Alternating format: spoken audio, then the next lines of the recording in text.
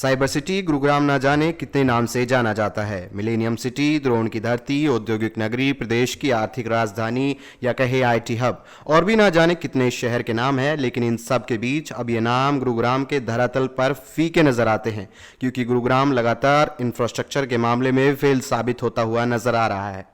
यही कारण है कि अब गुरुग्राम का सबसे पॉश और सबसे बड़ा सेक्टर अपने आप को नगर निगम के चंगुल से मुक्त कराना चाहता है। आखिर क्यों इस सबसे बड़े सेक्टर के लोग नगर निगम के वापस इस सेक्टर को आरडब्ल्यूए को हैंड ओवर करने की बात कर रहे हैं, और ये कौन सा सेक्टर है जो आज बदहाली के आंसू रो रहा है, दिखाएंगे आपको स्पेशल खबर में। लेकिन उससे पहले अगर आपने अभी तक हमारे चैनल को सब्सक्राइब नहीं किया है तो उसे सबसे पहले आप चैनल को सब्सक्राइब जरूर करें, ताकि रियल एस्टेट सेक्टर से जुड़ी तमाम खबरें आप तक सीधी और सबसे पहले पहुंच सके। गुरुग्राम का इंफ्रास्ट्रक्चर इन दिनों अपनी बदहाली के आंसू तो रो ही रहा है, साथ ही प्रशासन और सरकार आंखें पूरी तरह से बंद किए हुए है। दरअसल गुरुग्राम का सबसे बड़ा और पुराना सेक्टर यानी सेक्टर 46 इन दिनों नगर निगम की अनदेखी का इंजाम भुगत रहा है और मूलभूत सुविधाओं के लिए तरसता जा रहा है। इस सेक्टर में लोगों को गड्ढों में सड़कें ढूंढनी पड़ती है, जबकि पानी में सीवरेज को ढूंढना पड़ता है। दरअसल आज हम बात कर रहे हैं गुरुग्राम के सेक्टर 46 की। ये गुरुग्राम का सेक्टर 46 है, जो कि 1996 में हुड्डा डिपार्टमेंट ने डेवलप किया था। हालांकि हुड्डा विभाग का नाम बदलकर सरकार ने हरियाणा शहरी विकास प्राधिकरण तो कर दिया, लेकिन इस सेक्टर का हाल प्रशासन अभी तक बदल नहीं पाया। तकरीबन 3200 प्लॉट इस सेक्टर में है और 17 बड़े पार्क है और एक ही मार्केट है। साथ ही नर्सिंग होम के अलावा स्कूलों को भी इस सेक्टर में शामिल किया गया था और 2001 में हुड्डा विभाग ने इस सेक्टर में पोजेशन देना शुरू किया था और लोगों को सपना और तस्वीर एक ऐसे सेक्टर की दिखाई थी जो अपने आप में स्मार्ट था। लेकिन आज यह स्मार्ट सेक्टर लोगों के लिए जी हाँ जंजाल बना हुआ है और सुरक्षा के लिहाजों से बात करें तो यह किसी तरह की कोई सुरक्षा नहीं है। यहाँ तक कि रात के वक्त स्ट्रीट लाइट भी यहाँ पर काम नहीं करती है। इसके अलावा अगर हम बात करें तो यहाँ सड़कें कम बल्कि गड्ढे ज़्यादा हैं, जिनकी वजह से लोगों को खासी परेशानी उठानी पड़ती है। बात करें सीवरेज सिस्टम की तो पूरे सेक्टर में सीवरेज सिस्टम तो लगाया गया है, लेकिन सड़कों पर पानी सीवर की तरह तर्ज पर बहता है। सेक्टर में रहने वाले लोगों की माने तो वह अलग अलग प्रदेशों में अपने सपनों को स्मार्ट घरों में रहने के मकसद से यहाँ बसे थे, लेकिन अब उन्हें लगता है कि अपने सपनों का घर और अपने सपनों का शहर गुरुग्राम उनके रहने लायक नहीं है और उन्होंने अपनी जिंदगी भर की कमाई भी इस मूलभूत सुविधाओं के लिए तरसने वाले सेक्टर में खफा दी। हाँ जी, मैं सेक्टर 40 में रह रहा हूँ पिछले 5 साल से। यहाँ के हालात बहुत ही ज़्यादा ख़राब हैं। आप सड़क को उठा लो, चाहे सफाई उठा लो, चाहे सीवरेज उठा लो, यहाँ पे कोई कार्रवाई नहीं होती। हमने इतनी बार आरडब्ल्यू से भी कंप्लेंट करके नगर निगम को भी आगाह किया इसके बारे में कि जल्द से जल्द यहाँ पे एक्शन लिया जाए, बट यहाँ पे कोई कार्रवाई नहीं है। रोज यहाँ पे जो रेट हैं वो बढ़ते जा रहे हैं, बट सफाई के मामले में, रोड के मामले में बिल्कुल एमसीजी फेल हो चुकी है। हम चाहते हैं जल्द से जल्द इस पे कार्रवाई हो, जल्द से जल्द हमारा यहाँ पे लोगों को बढ़िया से बढ़िया काम करके दिया जाए। धन्यवाद। के प्रसाद, मैं भी यहाँ इसी सेक्टर का निवासी हूँ और रिसेंटली दिल्ली से शिफ्ट किया हूँ। और प्रॉब्लम तो इतनी है कि अभी जो मेरे साथी ने बताई है, सीवर की और रोड्स की सबसे ज़्यादा प्रॉब्लम है। बिजली की प्रॉब्लम भी है लेकिन वो थोड़ी सी कम हो गई है, लेकिन रोड्स की और सीवर्स की बहुत प्रॉब्लम है। एक एक महीनों तक सीवर बह रहे हैं। सफाई की कोई व्यवस्था नहीं है। सुनने अथॉरिटी से मिलने जाते हैं तो अथॉरिटी कोई सुन के राज़ी नहीं है, एक दूसरे पे टाल देते हैं, कभी टेंडर नहीं हुआ, कभी ये नहीं हुआ।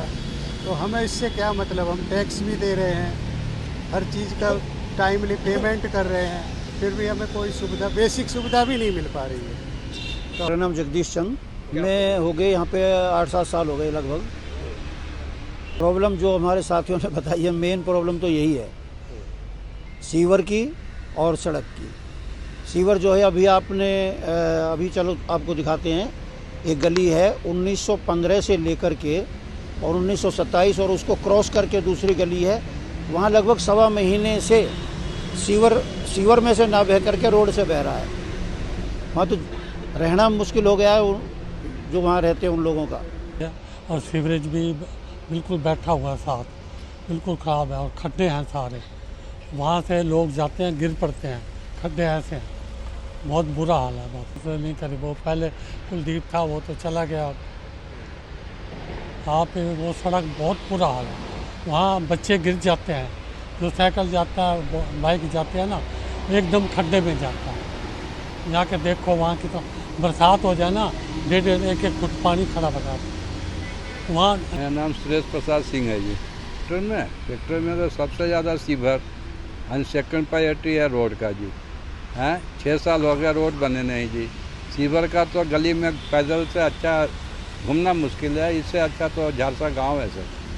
सेक्टर तो नाम का है सेक्टर, और बोर्ड लगा देते हैं मिलेनियम सिटी। अभी हुड्डा सिटी सेंटर का नाम बदल दिया, मिलेनियम सिटी कर दिया। अरे मिलेनियम का इंग्लिश का कुछ हिंदी में कुछ बताओ, कुछ है मिलेनियम? हैं क्या बताया जाए? तो हम तो भाई महाराष्ट्र से आए हैं, यहाँ आके बहुत अफसोस कर रहे हैं जी, बहुत पछतावा हो रही है कि हमने पूरी ज़िंदगी की कमाई यहाँ लगा दी पूरी, और उसके बाद एक गंदगी में आकर रह गए जी। अब हम आपको बताते हैं कि क्यों ये सबसे बड़ा और पोस्ट सेक्टर है अपने आप में खास, और क्यों अब यहाँ की आरडब्ल्यूए कह रही है कि नगर निगम से अच्छा काम तो हम खुद कर लेते हैं। दरअसल आरडब्ल्यूए बनाने के बाद इस सेक्टर में मेंटेनेंस का काम आरडब्ल्यूए के पास ही था, लेकिन 2016 में इस सेक्टर को नगर निगम ने अपने अंडर ले लिया। इसमें डेवलपमेंट के काम शुरू कर दिए थे, लेकिन जब से ये सेक्टर नगर निगम के पास गया है तभी से यहाँ के लोग लगातार परेशान हो रहे हैं और अब मांग कर रहे हैं कि सेक्टर को वापस उन्हें दे दिया जाए, ताकि वे अपने हिसाब से और लोगों की सहूलियत के अनुसार यहाँ की प्रॉब्लम्स को खत्म कर सके। अगर इस सेक्टर में प्रॉपर्टी के दामों की बात करें तो यहाँ 2 लाख स्क्वायर फीट तक की कीमत है, जबकि बिल्डर फ्लोर की अगर हम बात करें तो 1 करोड़ 80 लाख से 2.5 करोड़ रुपए तक वाले सेक्टर में आज भी लोग मूलभूत सुविधाओं के लिए तरसते हैं। ऐसा नहीं है कि यहाँ के रेजिडेंट्स और आरडब्ल्यूए ने कभी शिकायत नहीं की, बल्कि नगर निगम से लेकर सीएम विंडो तक हर अधिकारी के दरवाजे पर ये गुहार लगा चुके हैं, लेकिन आज भी यह लोग मूलभूत सुविधाओं के लिए तरसते रहे हैं और मांग कर रहे हैं कि उन्हें अपना सेक्टर वापस दिया जाए। जो है अभी रिपोर्ट में देख रहे थे, गुड़गांव लगभग 70% इवन दिन गुड़गांव जो है इस टाइम सुविधाओं के लिए तरस रहा है। हिंदुस्तान की टॉप 9 सिटी के अंदर जो है इनकम टैक्स में गुड़गांव का नाम है, ठीक है। और उसका मूलभूत सुविधा में गुड़गांव की बात करें तो मेरे ख्याल से गुड़गांव से अच्छी हालत में आपके जो अगर कोई कस्बा देखें तो वो भी अच्छी हालत में होगा। मतलब यहाँ पे किसी ने ध्यान दिया ही नहीं है, ना सरकार ध्यान दे रही, ना प्रशासन ध्यान दे रहा है। अगर हम देखें तो रोड सारे टूटे हुए हैं, पिछले 7 साल से आप ये देखिए कि अंदर के रोड नहीं बने हुए, गड्ढे बने हुए हैं। गड्ढों में ढूंढना पड़ता है कि कभी रोड बने थे क्या यहाँ पे। रोड सीवर का पानी जो है वो आपका लाइनों में कम और रोड पर ज़्यादा दिखाई देता है।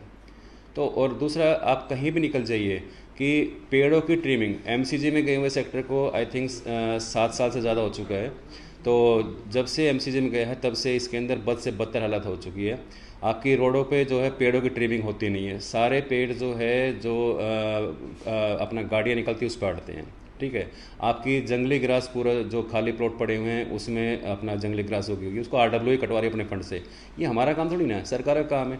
आरडब्ल्यूए का काम होता है कि सेक्टर की समस्याओं को अथॉरिटी तक पहुँचाना, बट यहाँ पे सिस्टम और हो रहा है। यहाँ कहते हैं सब काम आरडब्ल्यूए करे, ठीक है ना। जो टैक्स ले सरकार, काम करे आरडब्ल्यू, कैसे पॉसिबल है? और आरडब्ल्यू को आप इन्वॉल्व करते भी नहीं कहीं भी। आप ना प्लॉटों की क्लीनिंग में ध्यान दे रहे हो। उसके बाद अभी स्ट्रीट लाइट का टेंडर है, इनका 2 महीने टेंडर खत्म हुआ पड़ा है। मतलब इनका कुछ अपना डिस्प्यूट है फंड का, तो EESL से उन्होंने बंद कर दिया काम। तो 60% अपना स्ट्रीट लाइट बंद पड़ी हुई है इस टाइम सेक्टर 46 की। उसके बाद आपका सफाई कर्मचारी स्ट्राइक पे, जगह जगह कूड़े लगे हुए हैं, ठीक है। मतलब सुविधाओं के मामले में जीरो है। उसके बाद हमारे यहाँ पे एक है ना एक डेयरी खुली हुई है, इलीगल तरीके से कब्जा किया हुआ है। उसमें पशुओं को अगर देखेंगे तो गाय नहीं है, सिर्फ सांड बांध रखे हैं। जैसे ही वहाँ से कोई तोड़ने का ऑर्डर आता है तो सांडों को उसके अंदर बांध लेते हैं, फिर 2-3 अथॉरिटियाँ मिलकर उसको बहानेबाजी करके छोड़ी चली जाती है। वो जानवर पूरा दिन हम लोगों को परेशान करते हैं, कभी किसी गाड़ी में टक्कर मारते हैं, कभी किसी बच्चे को टक्कर मार रहे हैं, और प्रशासन बिल्कुल भी ध्यान नहीं दे रहा है। एक्चुअली ये करना भी नहीं चाहते, सही बताऊँ मैं आपको। अभी हमारे पास जैसे 2 एग्जांपल दूंगा मैं आपको, 2-3 एग्जांपल। हमारे पास पार्कों का मेंटेनेंस आरडब्ल्यू के पास में, जहाँ भी पार्कों का मेंटेनेंस आरडब्ल्यू के पास में आप जाके देखिए, एक से अच्छे पार्क डेवलप किए हुए हैं। हम लोगों ने हमारे पार्क में जो है नर्सरी भी डेवलप कर रखी है, कंपोस्ट भी बनाते हैं हम लोग, टॉयलेट भी लगा रखा है हम लोगों ने। मतलब सारी फैसिलिटी हम लोग दे रहे हैं, कैमरे भी लगे हुए हैं। उसका कम्युनिटी सेंटर हमारे पास में, कम्युनिटी सेंटर हमने डेवलप किया हुआ है। जब अगर आरडब्ल्यूए कुछ काम कर सकती है तो आरडब्ल्यूए को अलॉट करना चाहिए, आरडब्ल्यूए के हैंडओवर करना चाहिए। आप कॉन्ट्रैक्टर को भी पेमेंट दे रहे हो ना, आप कॉन्ट्रैक्टर को पेमेंट दे रहे हो तो आप आरडब्ल्यूए को पेमेंट दो। हम लोगों ने यहाँ पे 4 प्लेग्राउंड बना रखे हैं लोगों को खेलने के लिए, फ्री ऑफ कॉस्ट। जो डंप यार्ड पड़े हुए थे जहाँ पे खाली प्लॉटों के अंदर, उनको हमने क्लीन करा के उसमें प्लेग्राउंड बना रखे हैं। रात को बच्चे खेलते हैं, लेडीज़ें खेलती है, अच्छा माहौल बना हुआ है। तो आरडब्ल्यूए काम कर सकती है, बट ये ठेकेदारी प्रथा ऐसे सिस्टम बनी हुई है, और एमसीजी जो है भ्रष्टाचार का अड्डा बना हुआ है, सबका कमीशन फिक्स है। तो वो कहीं भी इस चीज़ को देना नहीं चाहते। हमारे पास स्ट्रीट लाइट का टेंडर पे हमारे पास था स्ट्रीट लाइट का टेंडर। अभी हम लास्ट टाइम मिले कि अभी स्ट्रीट लाइट का टेंडर आपका प्रॉब्लम आ रही है, तो आप एक काम करो, पार्कों की लाइट का भी टेंडर खत्म हुआ पड़ा है। हमने कहा एक काम करो, कुछ टेंडर आप RW को अलॉट करो, अगर RW काम करना चाहती नहीं, वो सब लग जाएंगे काम मांगने के लिए। अरे यार, आप काम कराना चाहते हो या क्या नाम है, सब लग जाए से मतलब क्या होता है? आप उसको कॉन्ट्रैक्टर को भी दे रहे हैं ना, ठीक है, तो आप हमें क्यों नहीं दे रहे? हम लोगों ने पार्कों में, कुछ पार्कों में रेन शेल्टर बनाई है, ठीक है, आप इनकी कॉस्ट और हमारी कॉस्ट कंपेयर कर लो। जिसको ये 5 लाख में बनाते हैं उसको हम 2 लाख में बना देते हैं, बट वो कहते हैं कि नहीं, वो जो 3 लाख घूमने होते हैं ना, वो 3 लाख का घूमेंगे। तो वो करके खुश है नहीं चीज़ों को, वो कहते हैं नहीं, हमारे हिसाब से चलें, और ऐसे परेशान होते रहो लोग। मेरा नाम ऋचा तिवारी है और मैं ये RWA सेक्टर 46 की जॉइंट सेक्रेटरी हूँ। मंदिर की ट्रेजरर भी हूँ मैं, और मैं यहाँ करीब 8-9 साल से रह रही हूँ। मैंने अपनी आंखों के सामने सेक्टर को बहुत ज़्यादा बढ़ते देखा, लेकिन इस समय पिछले 2-4 महीनों से जो हम लोग हेल में रह रहे हैं, आप ये समझ लें।